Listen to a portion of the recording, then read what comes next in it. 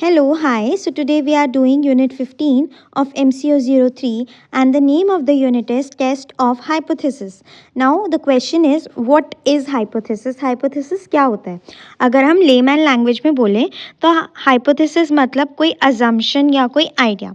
ये जो वर्ड है hypothesis ये दो वर्ड से बना है, hypo and thesis. hypo का मतलब होता है tentative subject to verification, मतलब कोई चीज़ जो टेम्परेरी है, it is not fixed. And thesis जो होता है वो होता है एक स्टेटमेंट किसी भी प्रॉब्लम के सोल्यूशन का. तो हाइपोथेसिस का अगर हम लिटरल मीनिंग देखें तो हाइपोथेसिस क्या है, ये एक टेंटेटिव मतलब ये एक टेम्परेरी सोल्यूशन होता है, ये एक स्टेटमेंट होती है जिसमें एक प्रॉब्लम का सोल्यूशन दिया जाता है लेकिन it is subject to verification और वो टेंटेटिव होता है. अब हाइपोथेसिस मतलब हम एक अजम्पशन बना के चल रहे हैं कि ये सोल्यूशन हो सकता है इस प्रॉब्लम का, वो टेम्परेरी सोल्यूशन होता है. हाइपोथेसिस बनाने के लिए हम ऐसा नहीं है कि सिर्फ गैस करने लगते हैं. हाइपोथेसिस के लिए भी हमें उसको ऑब्जर्वेशन और एक्सपेरिमेंटेशन से हम उसको क्या करते हैं, देखते हैं और फिर एक हाइपोथेसिस बनाते हैं. It serve as a critical guide for research. अब रिसर्च करते हैं, किसी प्रॉब्लम का सोल्यूशन ढूंढते हैं, हम रिसर्च करते हैं तो हाइपोथेसिस एक गाइड की तरह काम करता है, इंश्योर करता है कि जो भी हम रिसर्च कर रहे हैं वो फोकस्ड हो, मेथोडोलॉजिकल हो, मतलब टू द पॉइंट हो. रिसर्च अगर बिना हाइपोथेसिस के हो रही है तो उस रिसर्च का कोई मतलब नहीं है. हम कह सकते हैं कि बिना हाइपोथेसिस का रिसर्च मतलब कि एक सेलर है सी में और उसके पास कंपास ही नहीं है, मतलब कि आपको एक डायरेक्शन ही नहीं मिल पाती है. हाइपोथेसिस रिसर्च को एक डायरेक्शन प्रोवाइड करता है. हाइपोथेसिस टेस्टेबल होते हैं, ये एक तरीके का एजुकेटेड ब्रिज की तरह काम करता है रिसर्च क्वेश्चन और सॉल्यूशन के बीच में. अब अलग अलग तरह के हाइपोथेसिस होते हैं. सबसे पहले है नल हाइपोथेसिस, उसको हम ऐसे H0 के सिंबल से डिनोट करते हैं नल हाइपोथेसिस को. तो ये एक स्टेटमेंट होता है जो क्लेम करता है कि कोई रिलेशनशिप या सिग्निफिकेंट डिफरेंस नहीं है बिटवीन द वेरिएबल्स. तो ये सर्व करता है as a default position that a researcher tries to disprove. तो इसमें बोला जाता है नल हाइपोथेसिस में कि जो वेरिएबल्स हैं उनके बीच में कोई रिलेशनशिप नहीं है, लेकिन इसमें रिसर्चर का काम क्या रहता है कि इसको नल हाइपोथेसिस को वो डिस्प्रूव करें और बताएं कि दोनों वेरिएबल्स में क्या रिलेशनशिप है. सो नल हाइपोथेसिस क्या है, a statement claiming that there is no relationship or significant difference between the variable. It serves as the default position that a researcher tries to disprove. जैसे कि एग्जाम्पल देखते हैं कि कोई डिफरेंस नहीं है उन एग्ज़ाम स्कोर्स में, जो बच्चे रात को पढ़ते हैं और जो बच्चे सुबह पढ़ते हैं उनके मार्क्स में कोई डिफरेंस नहीं है. कई बच्चे होते हैं ना, उनको रात को पढ़ना ज़्यादा पसंद होता है, कई होते हैं जिन्हें सुबह पढ़ना ज़्यादा पसंद होता है. तो ये नल हाइपोथेसिस क्या है कि दोनों में कोई रिलेशन नहीं है, दोनों के मार्क्स में कोई डिफरेंस नहीं है. ये हो गया नल हाइपोथेसिस. दूसरा टाइप है ऑल्टरनेटिव हाइपोथेसिस, इसको हम डिनोट करते हैं H1 से. ये ऑपोजिट है नल हाइपोथेसिस का. ये क्लेम करता है कि वेरिएबल्स के बीच में रिलेशनशिप और इफेक्ट जो है वो एग्जिस्ट करता है. एग्जाम्पल इसमें हम कह सकते हैं कि जो स्टूडेंट सुबह पढ़ते हैं वो ज़्यादा परफॉर्म अच्छा करते हैं, बेटर करते हैं एग्जाम्स में कंपेयर टू दोस्त जो रात को पढ़ते हैं. तो इसमें हम क्या कर रहे हैं, इसमें हमें रिलेशनशिप दोनों के बीच में समझ आ रहा है.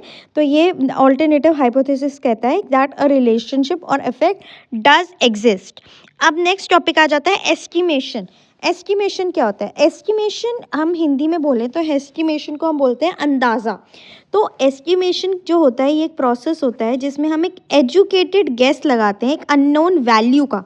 आप समझ रहे हो, हाइपोथेसिस में हम कोई वैल्यू का पता नहीं लगा रहे थे, लेकिन एस्टिमेशन जो है ये एक प्रोसेस है, एक एजुकेटेड गेस है जिसमें हम unknown value in a population based on sample data के बेसिस पे, एक पॉपुलेशन के सैम्पल डेटा के बेसिस पे हम एक अननोन वैल्यू को गेस करते हैं, उसे हम कहते हैं estimation. So estimation is the process of making an educated guess about an unknown value in a population based on sample data. अब estimation and testing of hypothesis, इन दोनों के बीच में डिफरेंस को समझते हैं. एस्टिमेशन एक प्रोसेस है जिसमें कि हम एक अननोन वैल्यू या पैरामीटर जो होती है पॉपुलेशन की, उसको एस्टिमेट करते हैं based on random sample collected, ठीक है, एक पॉपुलेशन की रैंडम सैंपल जो हम कलेक्ट करते हैं उसमें हम एक अननोन पैरामीटर को वैल्यू को एस्टिमेट करते हैं, इसको हम बोलते हैं एस्टिमेशन। और टेस्टिंग ऑफ हाइपोथेसिस एक प्रोसेस होता है जिसके अंदर या तो हम किसी स्टेटमेंट को एक्सेप्ट करते हैं या रिजेक्ट करते हैं जो सेटअप किया जाता है अबाउट द पैरामीटर, कि पैरामीटर के बारे में कोई स्टेटमेंट होती है या तो हम उसको एक्सेप्ट करते हैं या रिजेक्ट करते हैं। तो एस्टिमेशन में मेन गोल क्या है, हम कैलकुलेट करते हैं एक अननोन वैल्यू पॉपुलेशन की सैम्पल डेटा को यूज़ करते हुए।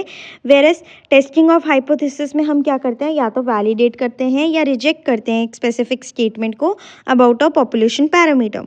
एस्टिमेशन फोकस करता है finding the most likely value, हम किसी रेंज या वैल्यू का पता करते हैं एस्टिमेशन में। वेरएस हाइपोथेसिस फोकस करता है डिसीजन बनाने में, एक्सेप्ट करने में या रिजेक्ट करने में बेस्ड ऑन एविडेंस। एस्टिमेशन जो होती है वो अलग अलग तरह की होती है, जैसे point estimation, interval estimation. Hypothesis जो होती है, टेस्टिंग ऑफ हाइपोथेसिस, वो भी अलग अलग तरह की होती है, जैसे अभी हमने दो देखी भी थे, नल और alternative. So it can be null, simple, composite hypothesis. Estimate, जब हम एस्टिमेट करते हैं तो हम हेल्प लेते हैं सिंगल वैल्यू की, जिसको हम बोलते हैं पॉइंट एस्टिमेट। और अगर हम पेयर वैल्यू ले रहे हैं तो उसको हम बोलते हैं इंटरवल एस्टिमेट। जब आप किसी वैल्यू का पता कर रहे हो एस्टिमेशन में, अगर आप सिंगल वैल्यू यूज़ कर रहे हो, उसको यूज़ करके पता कर रहे हो, तो उसको पॉइंट एस्टिमेट बोला जाता है। वेराज अगर आप पेयर ऑफ वैल्यूज़ को यूज़ कर रहे हो तो उसको इंटरवल एस्टिमेट बोला जाता है। और हाइपोथेसिस में हम अलग अलग एरर्स कर सकते हैं, टाइप 1 और टाइप 2 एरर। जब कोई स्टेटमेंट ट्रू होती है, ठीक है, और हम उसको रिजेक्ट कर देते हैं, तो वो होती है टाइप 1 एरर। और जब हम फॉल्स स्टेटमेंट को भी एक्सेप्ट कर लेते हैं तो उसे हम कहते हैं टाइप 2 एरर। अब ये एरर को हम समझ लेते हैं अच्छे से। टाइप 1 एरर में क्या होता है, ये फॉल्स पॉजिटिव भी कह सकते हैं हम इसे। ये टेस्ट कहता है कि पेशेंट जो है उसे डिजीज़ है, लेकिन वो एक्चुअली पेशेंट में को डिजीज़ नहीं होती, वो हेल्दी होते हैं। तो इसमें हम क्या कर रहे हैं, हम किसी फॉल्स चीज़ को एक्सेप्ट कर रहे हैं, unnecessary stress, treatment of a healthy person. Type 2 error क्या है, जिसमें हम फॉल्स नेगेटिव, टेस्ट कह रहा है कि पेशेंट हेल्दी है लेकिन उन्हें एक्चुअली बीमारी है, ठीक है। तो इसमें हम क्या कर रहे हैं, किसी फॉल्स स्टेटमेंट को हम एक्सेप्ट कर रहे हैं। तो a sick person goes untreated which could be life threatening. तो ये दो तरह के एरर हैं। टाइप 1 में क्या होता है, जब हम ट्रू स्टेटमेंट को रिजेक्ट कर देते हैं, और टाइप 2 में क्या होता है, जब हम फॉल्स स्टेटमेंट को एक्सेप्ट कर लेते हैं। अब जैसे मैंने आपको बताया था अभी, इंटरवल एस्टिमेट होता है पेयर ऑफ वैल्यूज से जब हम वैल्यू को एस्टिमेट करते हैं। तो इंटरवल एस्टिमेट को थोड़ा और अच्छे से समझते हैं। ये एक तरीका का एस्टिमेशन है जो बेस्ड होता है अपर और lower values of the parameter. इसमें एक तरीके से हमें रेंज दे दी जाती है। तो ये एक एस्टिमेशन है based on lower and upper values of the parameter. इसको हम डिफाइन कर सकते हैं कि हम एस्टिमेट कर रहे हैं एक इंटरवल, ठीक है, एक इंटरवल है to which the unknown parameter में belong to in all likelihood. जैसे एग्जाम्पल से समझते हैं, हम कह रहे हैं कि average per capita income India की 5600 है। तो 5600 कहने की जगह हम ये कह सकते हैं कि एवरेज इनकम जो है वो 5000 से 6000 के बीच में है। तो इसमें आप देख सकते हो हम क्या कर रहे हैं, एस्टिमेशन किस पे कर रहे हैं, based on lower and upper values of the parameter. तो इस तरीके से इंटरवल एस्टिमेशन के अंदर कंसीडर करी जाती हैं दो values with in a certain interval. अब हम समझते हैं कि हाइपोथेसिस बनाने की, रिसर्च के अंदर हाइपोथेसिस फॉर्मुलेट करने की क्या ज़रूरत है, क्या सिग्निफिकेंस, इम्पॉर्टेंस है हाइपोथेसिस की रिसर्च के अंदर। सबसे पहले है डेवलपमेंट ऑफ रिसर्च टेक्निक्स। बहुत सारे अलग अलग तरह की सोशल प्रॉब्लम्स होती हैं जो कि कॉम्प्लेक्स होती हैं नेचर में। इसके लिए रिसर्च बड़ा डिफ़िकल्ट हो जाता है, हम कवर नहीं कर सकते हैं इसको एक सिंगल टेक्निक से। इसके अंदर अलग अलग टेक्निक्स यूज़ करी जाती हैं, और ये टेक्निक्स जो होती हैं वो किस वजह से हो पाती हैं, are due to hypothesis provided to a researcher. Then second reason है, सेकेंड नीड जो है वो है separating relevant from irrelevant observation. एक रिसर्चर अपनी जब स्टडी करता है तो वो ऑब्जर्वेशन और फैक्ट्स लेता है, कंडीशन के हिसाब से, सिचुएशन के हिसाब से वो डेटा कलेक्ट करता है, ऑब्जर्वेशन, फैक्ट्स।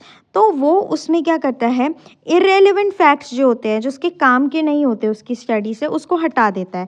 ये सेपरेशन कैसे हो पाता है? हाइपोथेसिस की वजह से ही, जिससे कि जो रेलेवेंट ऑब्जर्वेशन है उसको हटा दिया जाता है फ्रॉम इररेलेवेंट इन्फॉर्मेशन। ये सेपरेशन किस वजह से हो पाता है? किसकी मदद से? हाइपोथेसिस फॉर्मुलेशन से।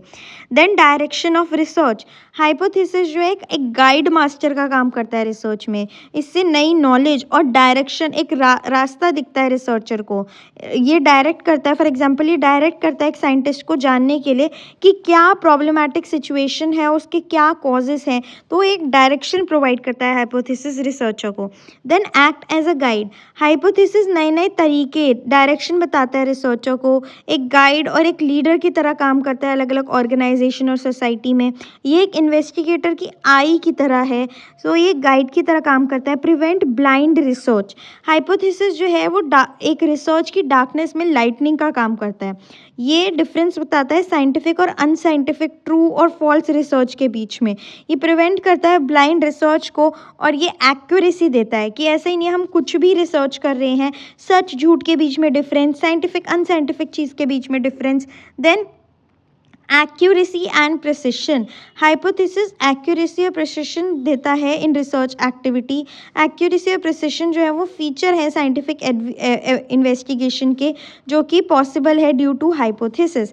हाइपोथेसिस की मदद से ही जो हम रिसर्च कर पाते हैं उसमें एक्यूरेसी और प्रिसिशन होती है।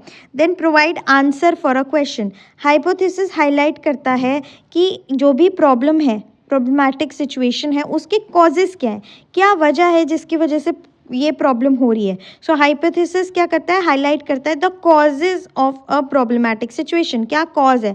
फर्दर सोल्यूशन जो है वो दिया जाता है हाइपोथेसिस का, जिससे कि हमें हमारे क्वेश्चन का आंसर मिल जाता है।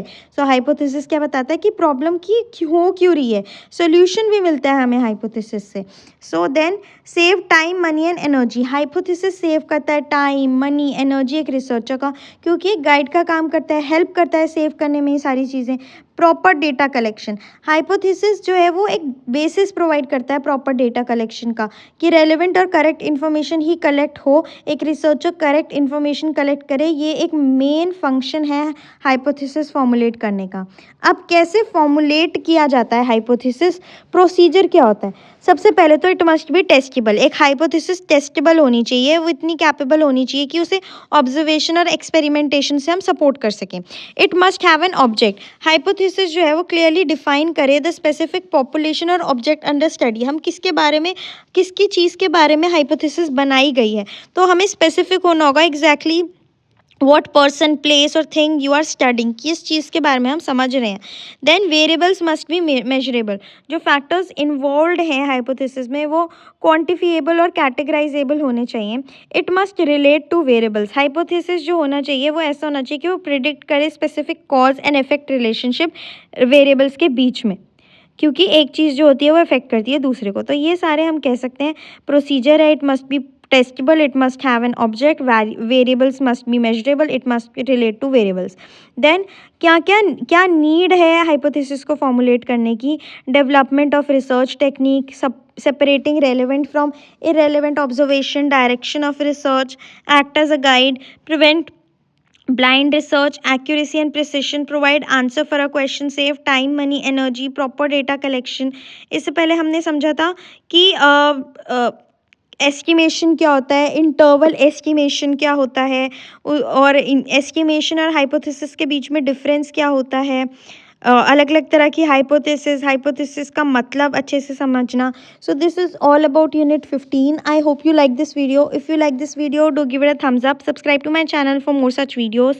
Thank you for watching.